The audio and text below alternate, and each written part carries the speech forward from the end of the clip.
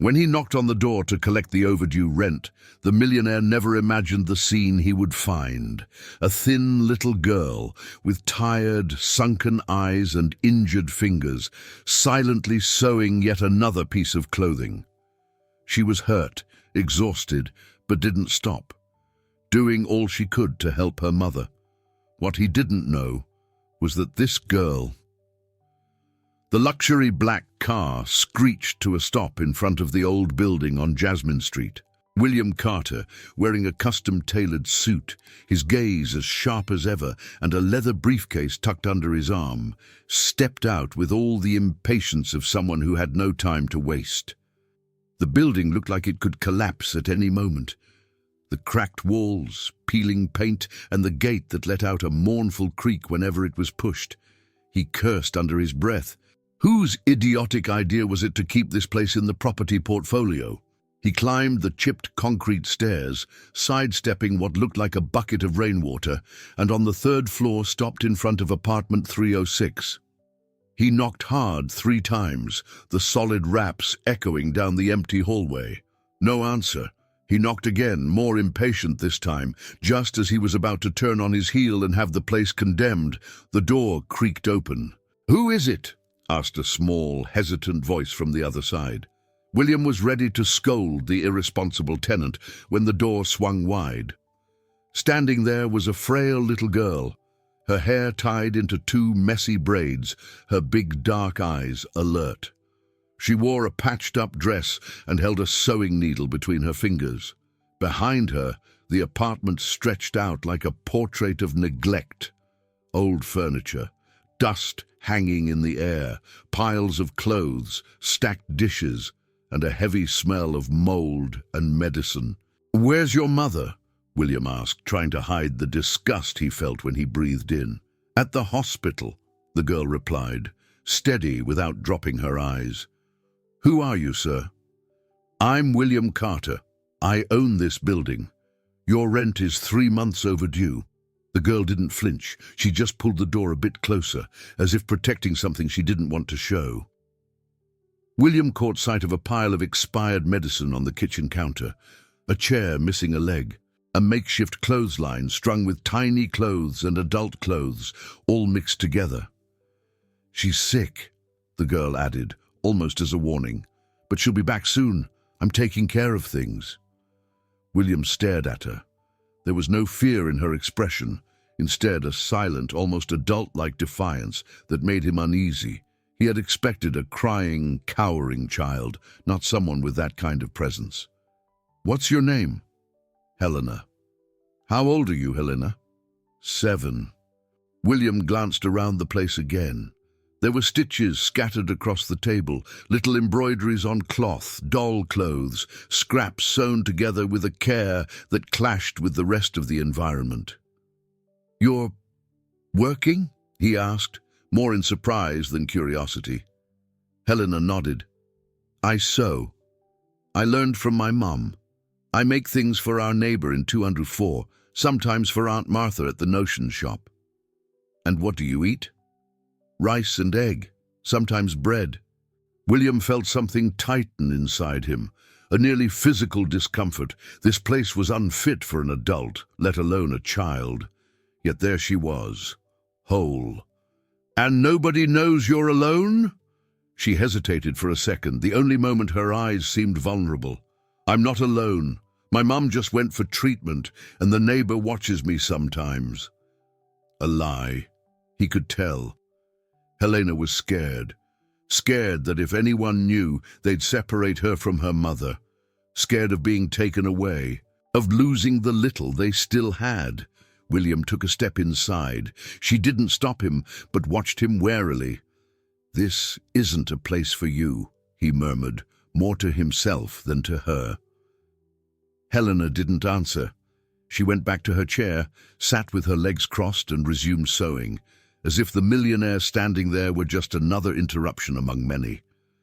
As if she'd already learned to ignore the world. William looked around once more. He noticed a black and white photo on top of the refrigerator. Sarah, the mother, smiling with Helena in her arms, both wearing matching dresses. In the background, a hospital. One detail caught his eye, the woman's lack of hair. "Does your mother have cancer?" he asked, his voice quieter now. "Leukemia," Helena replied, still sewing. "She's waiting for a donor, but she's strong." He didn't know what to say. His job was always about managing people, firing, negotiating seven-figure deals. But there, in front of that braid-haired girl with small hands sewing to survive, William felt out of place. Worse, useless. "Is there someone I can call? A relative?" "You don't need to call anyone," she cut him off. "It's okay. We'll figure it out." William stood there for a few more seconds. Then he pulled a card from his pocket, placed it on the cracked wooden table and said, "If you need anything at all, call me." Helena didn't even look at the card. He turned around, closed the door, and descended the stairs in silence. He no longer noticed the cracks, and the moldy smell didn't bother him. What echoed in his mind was the firm voice of a child who didn't know what childhood was, and the mature gaze of someone who had already seen too much of life. In his car, before driving away, he looked back at the building through the rearview mirror. For the first time in many years, he felt something he couldn't name, but he knew he wouldn't be able to ignore it, nor did he want to. The morning after meeting Helena, William Carter arrived at the office earlier than usual. The glass-walled view from the 24th floor, which normally gave him a sense of absolute control, today felt distant. The city lights below brought him no pride, only silence. As his secretary rattled off the day's schedule, he stared at an imaginary line cutting across the horizon. Helena. The way she held the needle, her eyes not asking for help but screaming defiance. That girl was stuck in his mind. Over the next few days, he returned to the building on Jasmine Street twice, without really knowing why. On the third day, he found Helena sitting in the hallway, waiting for a neighbor to bring her bread. The girl wasn't surprised. She simply looked up and said, "Mom says hi." William didn't ask how she knew he'd come back. He just handed her a bag containing fruit, rice, milk, and a chocolate bar. Helena took everything in silence, but her eyes lit up for a fraction of a second when she saw the chocolate. William began to develop habits he found strange even to himself. He quietly ordered the entrance to the building to be refurbished. He sent an electrician to check the wiring in apartment 306. Neighbors started to notice. Mrs. Dorothy Hill from 302 stopped him once in the hallway. "Are you related to Sarah?" "No," he replied curtly. "Funny, because it looks like you care." That remark haunted him late into the night. William didn't care. He managed, controlled, maximized profits. Yet here he was, going over invoices for purchases he would never have made before. Sweetened condensed milk, laundry detergent, a new blanket. Finally, on a Saturday, he decided to visit Sarah at the hospital. He got her name from Helena and went to the oncology ward of a public suburban hospital. The contrast with his world hit him like a sledgehammer. Overcrowded corridors, the smell of cheap disinfectant, muffled moans behind curtains. He found Sarah thin, pale, but smiling when she saw him. "You must be William, right? Helena told me about you. I came to see how you're doing. Better than they expected, but it's still a roller coaster." She spoke with a weak voice, but a gentle sweetness, as though pain were already part of her vocabulary. William stayed for a few minutes, listening more than speaking. Sarah told him that Helena learned to sew at 5 when she first became sick, that she never cried in front of her daughter, not even when she went days without eating meat, that she had learned to lie to protect her. William felt his stomach churn. In his childhood, he had everything: nannies, expensive schools, imported toys. But he'd never had someone like Sarah, nor a Helena. He had absence, golden silence, and rooms that were too big. As he left, he found himself standing in the parking lot for long minutes. He started the car but didn't go home. He stopped in front of the building on Jasmine Street once more. He climbed the stairs in silence and knocked on the door of 306. Helena opened it, holding a dish towel. "What's up?" "Mom says hi." She smiled quietly and motioned for him to come in. A pot of rice was on the stove, burning at the bottom. The kitchen looked a bit tidier. The window now had a new curtain. William sat in silence, watching Helena stir the rice with an almost grown-up care. "You know you don't have to do everything by yourself, right?" "I know, but I don't trust everyone." "And me?" She paused, stirring.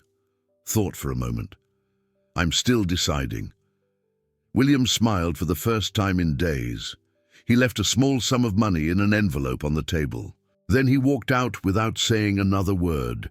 The following week, he showed up with a box of colored pencils, a new notebook, and a jar of dulce de leche. He left everything at the door.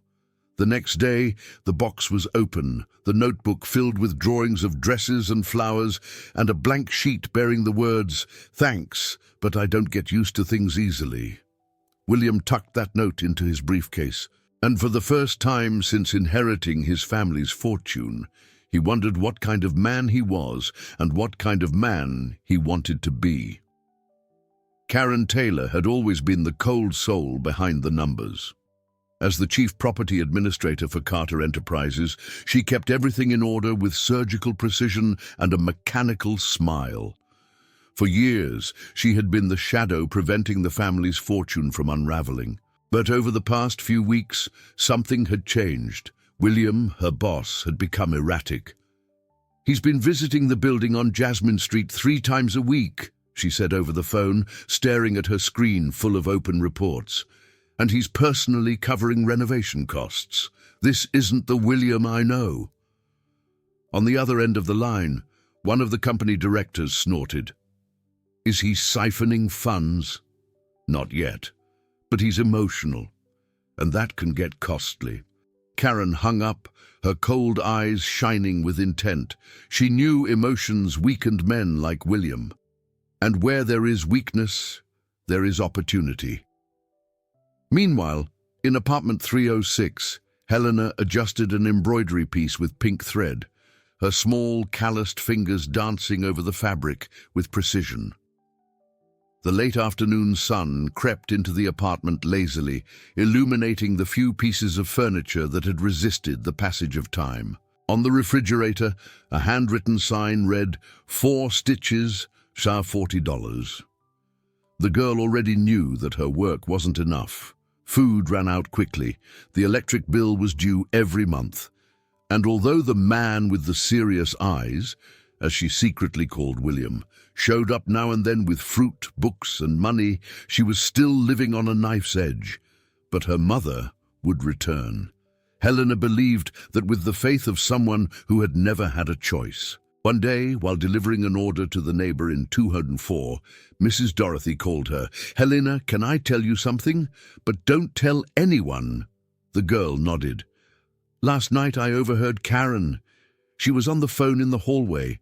She said she's going to have you and your mother evicted. She said William isn't sending anything anymore."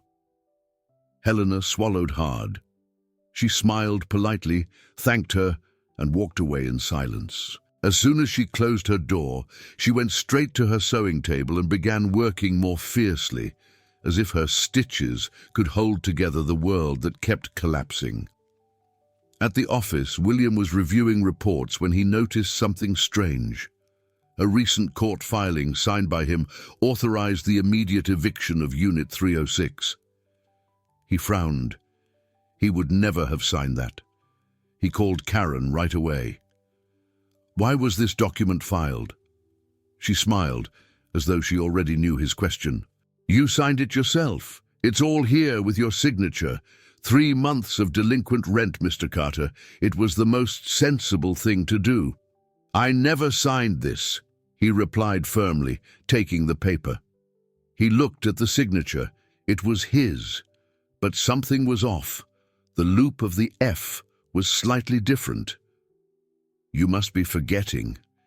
You've been very distracted, haven't you?" The words dripped venom. William felt the provocation, but he didn't reply. He tucked the document away and ended the meeting, doubt cut like a blade in his mind. He had always believed Karen was efficient, cold, meticulous, but loyal. Now he wasn't so sure. At the end of that week, while carrying a bag of groceries to Helena's apartment, he was stopped in the hallway by Mr. George from 301. "You're the owner, right?" "Yes. The property manager was here yesterday. Said the girl's apartment is going to be sealed. I heard through the door's crack. She didn't know I was listening. She talked to the bailiff and everything." William gripped the bag. He didn't answer. He hurried up the stairs, knocked on the door. Helena opened with a serious face, but her eyes lit up when she saw the groceries. "I have to ask you something," he said, stepping inside. "If it's about the eviction, I already know." "Who told you?" "The neighbor. But it's okay." "No, it's not." She placed the bag on the table and carefully removed its contents. She took out the package of cookies and smiled. Then she returned to a serious expression. "I'm not afraid of what they might take from us. I just don't want them to take my mother away from me." William felt his throat tighten. No speech could withstand that statement. His world of spreadsheets, meetings, and legal filings felt ridiculous in the presence of a girl facing abandonment with the courage of an entire army. He stood, left the apartment, and called his personal lawyer. He could no longer trust anyone at the company. He needed proof. He needed to understand what was happening, and fast. Karen had stirred up the wrong hornet's nest, but she didn't yet know the size of the reaction that would follow. That Monday morning, the sky seemed to press down on the city like a silent sentence. William Carter had instructed his lawyer to review all of the company's recent transactions, while he himself made discreet visits to the building on Jasmine Street. As always, Helena greeted him with steadiness. She didn't ask for anything. She didn't complain. She simply offered him weak coffee and asked about her mother with a painful normality. "We still haven't heard anything," he replied. "But I'll fix this. All of it." Helena nodded and continued sewing without lifting her eyes. William hated how she accepted things, as if she already knew the world would always demand too high a price from her. Meanwhile, Karen was taking action. Silently and with precision, she coordinated with the county clerk's office, arranged for the bailiff to be sent, and hired a moving company. She didn't need William's signature. Her own forged stamp, created years ago to expedite routine decisions, was enough. To the system, everything was legal, and more importantly, it appeared to be authorized by William. At 3 p.m., while Helena still sat on the couch sewing, her feet swinging, two men arrived. One of them, wearing a cheap suit and an indifferent expression, presented the eviction notice. "Mrs. Sarah de Souza has 30 minutes to vacate the premises," he announced, even though he knew Sarah was in the hospital. Helena did not react. She simply stood and watched as the men packed up the few remaining pieces of furniture, the books, and the clothes. She watched in silence as one of the frames fell and the glass shattered on the floor. She did not try to stop them. She did not shout. She did not cry. When the last man closed the door and sealed it with red tape, Helena remained standing in the hallway, clutching a bag containing 2 dresses, a pair of scissors, and her mother's photograph. William received a frantic call from Dorothy Hill. "They took everything. They sealed the door. The girl is sitting on the hallway floor." He ran. He didn't even wait for his car. He ran. When he arrived, he saw Helena from behind, motionless. The bag lay beside her. Her eyes fixed on the sealed door. He dropped to his knees before her. "Helena, what have they done to you?" She only looked at him. A tearless gaze, no plea, and it shattered him from the inside out. "Come with me," he said at last. "You will never go through this again, I promise." That night, Helena slept in a room with large windows and lavender-scented sheets. William's mansion, always so silent and empty, felt different with her small footsteps echoing through the hallways. She didn't say much.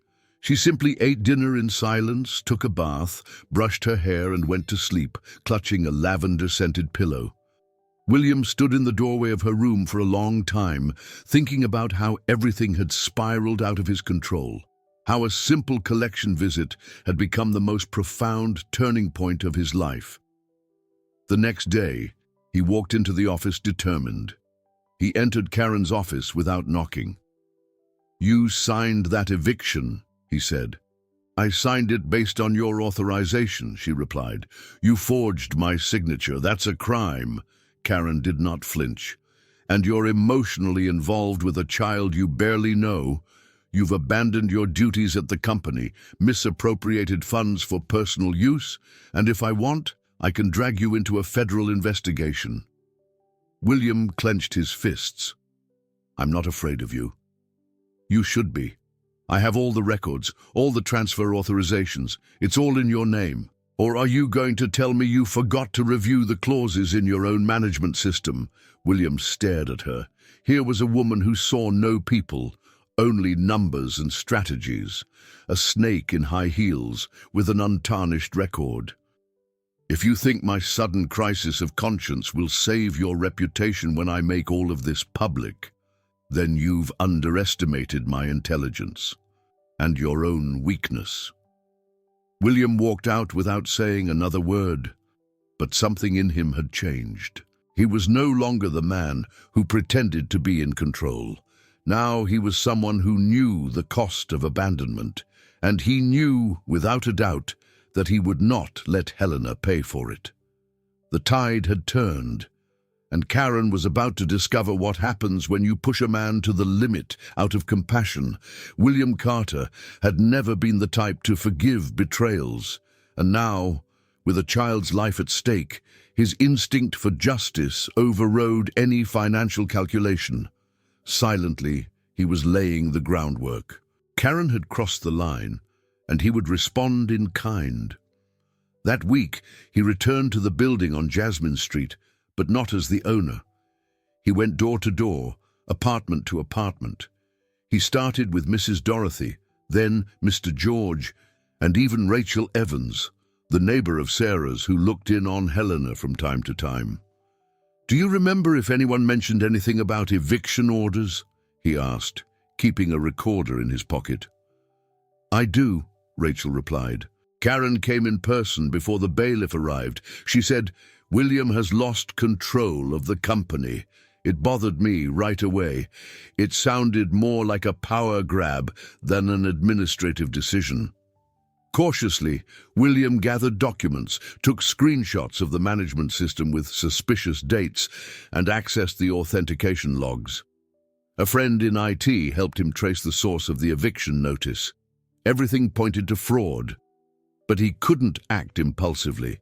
He knew he needed to build an airtight dossier. Meanwhile, his personal life was moving at a pace he barely recognized. Helena now lived in a new home, modest but cozy, in Villa Mariana. A house with a backyard, a garden, a tree with a swing, and most importantly, sunlight streaming through the windows. William made sure she enrolled in the best school in the area and watched, quietly proud, as her new routine took shape. Still, Helena kept her feet on the ground. One evening, William noticed light coming from the small room next to his office. He peeked through the doorframe and saw the girl at her desk embroidering. "You should be asleep," he said. "I'm finishing an order," she replied without looking up. He stepped inside. "What are you making exactly?" Helena showed him a plastic bag containing 6 hand-embroidered dish towels, each with phrases like "mother's love," "hope," and "seed of faith." "I sell them online. The seamstress from the old building taught me how to use her phone. She still helps me post them. I made 300 reais this month." William was silent for a moment. He didn't know whether to smile in admiration or cry out of compassion. "And what will you do with that money?" "Save it, for when my mother needs to buy new medicine. The hospital's sometimes out of supplies." William sat down beside her. His eyes were misty, but his voice was steady. "Promise me something?" "What?" "That the next time you have something this beautiful in your hands, you show it to me first. And more than that, you let me help. You don't have to carry the world on your shoulders, Helena." She hesitated, then nodded with a shy smile. The next morning, William took the envelope containing the proceeds from her sales to the hospital. He handed it to the doctor in charge of Sarah's case. "It's a small amount," he said, "but I want you to know it came from her daughter's hard work. Every stitch, every thread, made with faith." The doctor smiled, moved. "We'll record this as a personal donation. It's rare to see something like this these days." That night, William reviewed the dossier. The evidence against Karen was almost complete, and now he held one final card, an audio recording made by Dorothy Hill, in which Karen said plainly, "William is soft. That girl has messed with his head. If I don't act, the company becomes an orphanage." With this material, William knew he had not just a business argument, but a moral one. As he filed the documents into a black folder, he looked out the window and saw Helena in the backyard, swinging on the tree, her hair blowing in the wind, bare feet dangling, eyes fixed on the sky. She didn't know it, but she had become the axis of everything. Her silent strength, her unbreakable dignity, they were a guiding light. William, for the first time in his life, felt he had a purpose greater than preserving a fortune. And he knew he was ready to face any storm for her. And now, that storm was about to arrive. That Monday afternoon, a strange stillness settled over the house. Helena was embroidering on the veranda when William received an unexpected call. It was Karen. Her voice sounded different, lighter, or defeated. "I need to speak with the girl, alone, please." William hesitated. "Why?" "Because it's time she knows the truth. I don't want her to hear it from just anyone." The next day, with reluctance, William took Helena to the building where Karen lived. Her apartment was sober, elegant, and silent, much like the owner herself. When Helena stepped inside, she looked around cautiously but without fear. Karen was waiting on the couch, wrapped in a thick scarf. Her eyes were sunken, her skin pale. There was something in her demeanor that seemed tired. "You've grown well," she said with a half smile. "I remember you when you were only a few months old." Helena stayed standing. "Why did you call me here?" Karen took a deep breath. "Because I have something to tell you. Something that may change your life." Silence. "Sarah, she is not your biological mother." Helena frowned. "How do you mean?" "You were left at the hospital. You were just 3 months old. Your mother, your real mother, vanished, disappeared from the system. Sarah was a nurse at the time. She could have placed you in an orphanage, but she couldn't. She took you home. She said she would give you love, even if it wasn't the right thing." Helena remained motionless. "And you?" "I am your aunt, your biological mother's sister. But I never wanted to get involved. I thought it was better that way, until I learned that Sarah was ill. And then I began to get closer. But in the wrong way." The girl clenched her fists. "So you tried to evict us because you wanted to help me?" I tried to control what I didn't understand. I was cruel. I made mistakes. But I don't want you living a lie. Sarah is not your blood mother." Helena finally took a step forward. "And you think that changes anything?" Karen was taken aback. "What?" "Sarah is my mother. She fed me, taught me to sew, stood by me when no one else would, carried me in her arms when I was afraid of thunder. Do you really think a signature on a piece of paper means more than that?" Karen's composure faltered. A tremor ran through her shoulders. "I don't know if I deserve forgiveness." "It's not about you," Helena replied. "It's about her, and she never asked me to choose between blood or love. She chose me. That's all that matters." The girl turned, walked to the door, and left without another word. William was waiting in the car. When she climbed in, he looked at her in the rearview mirror. "Are you okay?" "I am.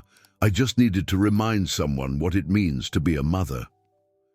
2 days later, Sarah experienced a brief improvement and was cleared for visitors. The hospital room was bathed in the soft glow of late afternoon light. William and Helena entered together. Sarah smiled, weak but her eyes shining. When Helena took her hand, she was silent for a few seconds. Then she said, "Did Karen tell you?" Helena nodded. "And? I love you, Mom. That's all that matters." Sarah began to cry. Her tears fell quietly, without sobs, but carried years of fear and hope.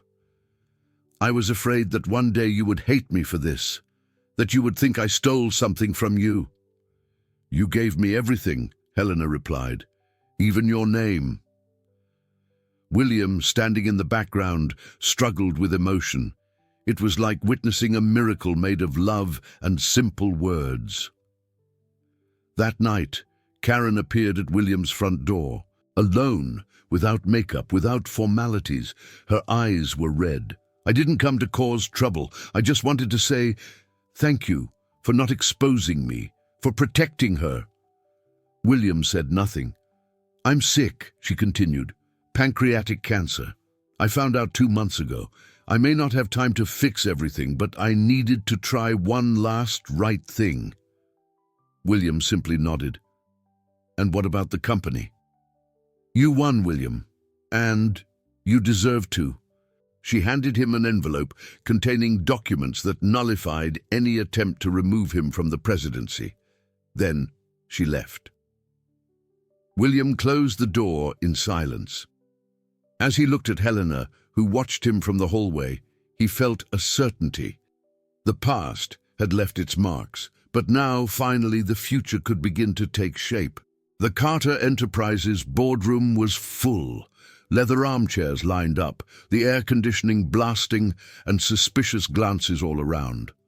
It was the first extraordinary shareholders' meeting called in 5 years, and the reason was clear. Karen Taylor had formally requested William Carter's removal as CEO. William entered the room with calm but resolute steps. At his side was a black folder containing documents that had been carefully prepared over the past weeks. He was not there merely to keep his position. He was there to reaffirm who he had become. Karen was already in her seat, wearing a beige suit, a scarf around her neck, subtle makeup. Fragile on the outside, strategic on the inside. She smiled when she saw him. "I thought you wouldn't come. I thought the same about you after what you did." The company's lawyer called the meeting to order. There were 8 voting shareholders besides William. 5 votes would be needed to approve the motion for his removal. Karen began her presentation. She displayed a dossier containing records of unauthorized expenditures, personal conduct interfering with strategic decisions, and even improper guardianship of a minor without formal custody. William acted emotionally, diverting the company's focus and resources to personal matters, she said in a firm voice. "This can jeopardize the group's financial health and its market reputation." A few shareholders nodded silently. She knew exactly where to strike, at the wound of profit. William then requested the floor. "Ladies and gentlemen, what's at stake today is not just a seat. It's the direction this company wants to take. I have brought proof that Karen's accusations are manipulated. More than that, I have brought the truth behind her intentions." He opened his folder. He distributed documents showing forged signatures, system access logs under Karen's name, and a transcription of the recording made by Mrs. Dorothy, in which Karen clearly stated, "William has gone soft, and that power needs to return to firmer hands." The atmosphere in the room shifted. Not only was there fraud, William said, but there was a deliberate attempt to destroy the reputation of a child and her mother in an extremely vulnerable situation. This is more than corporate betrayal. This is inhumanity. Finally, he withdrew a simple envelope from the folder. "This is a letter written by Helena, the 7-year-old girl you saw in the newspapers because of the eviction. She wanted, of her own accord, to write something to you." He read it aloud. "Dear gentlemen of Williams' Company, I don't understand money, and I don't know how much a company costs. But I know what it costs not to have rice, nor my mother nearby, nor a warm bed. I know what it is to look up and see no one. William showed up when I had already decided I couldn't trust anymore, but he stayed. He didn't run away, and now I'm not alone anymore. If he did all this for me, I think he can do good things for other people too. With love, Helena." When he finished reading, the silence was absolute. One of the longest-standing shareholders discreetly wiped his eyes with a handkerchief. The vote began. 4 votes were in favor of removal, 3 against. 2 votes remained. The second-to-last voter, a German investor, hesitated for long seconds before saying, "Against removal."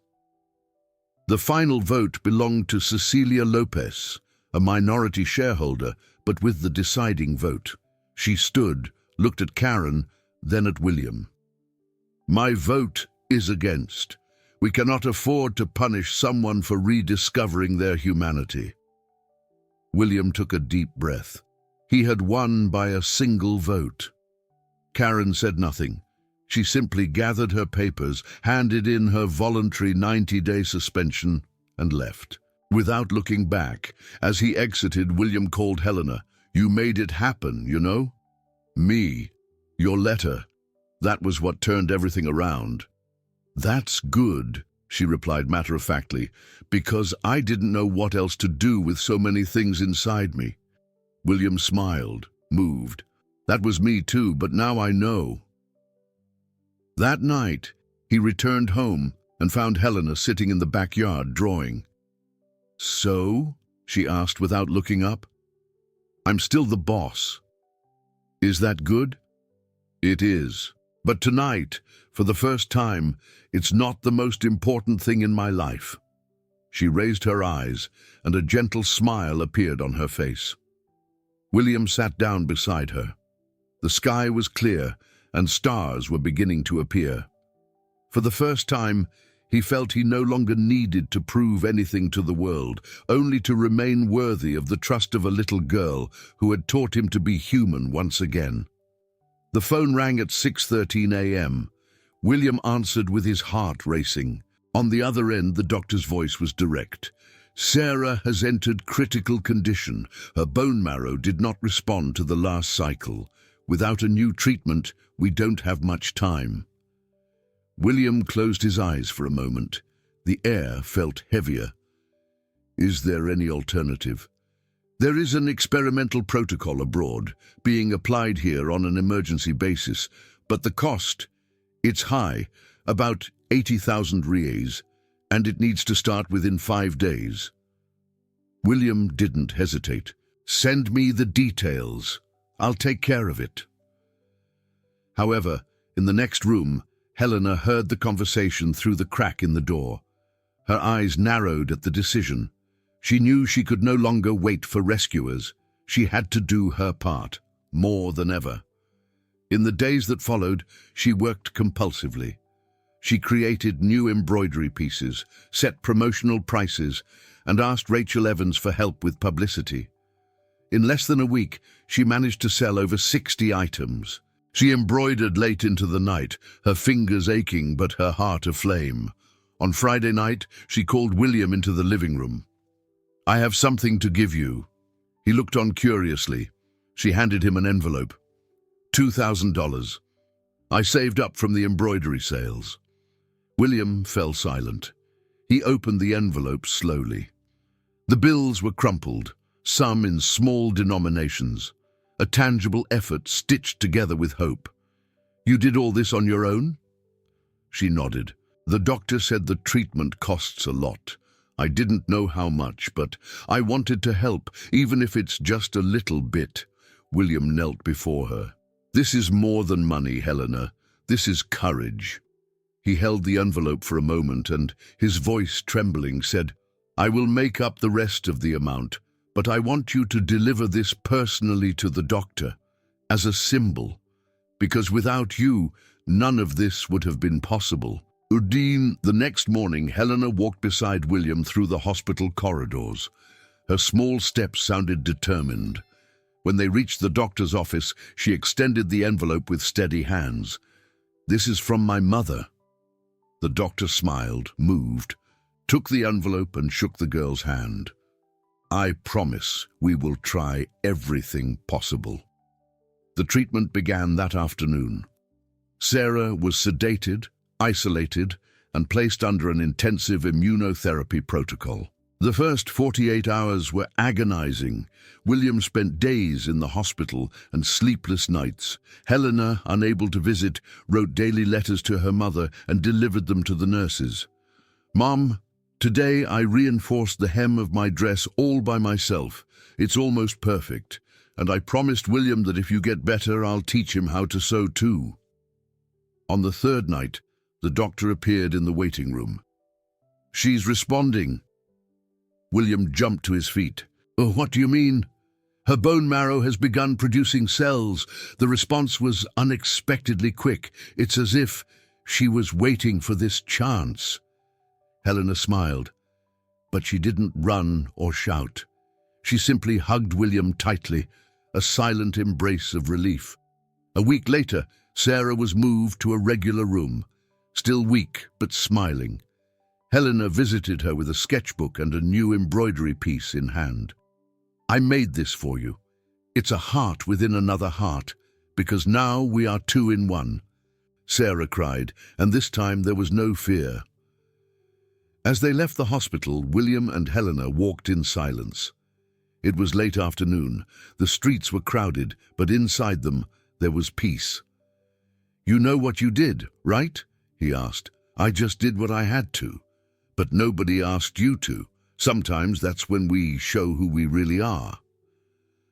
William looked at her.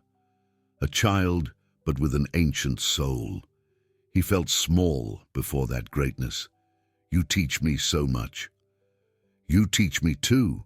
But I'm still better at invisible stitches," she replied, laughing. And in that moment he knew, no matter what the future held, as long as they walked side by side, there was hope. Sarah's return home was silent, but filled with tenderness. Her bedroom was already arranged, with light curtains, flowers on the nightstand, and fresh sheets that William had carefully prepared. Helena greeted her with a restrained smile and a long embrace, one of those hugs that doesn't need words. During the first few days, Sarah seemed to improve. She walked around the house a bit, read the letters Helena had left for her during the treatment, and even helped with the embroidery, guiding her daughter's fingers with a gentle voice. "I like this house.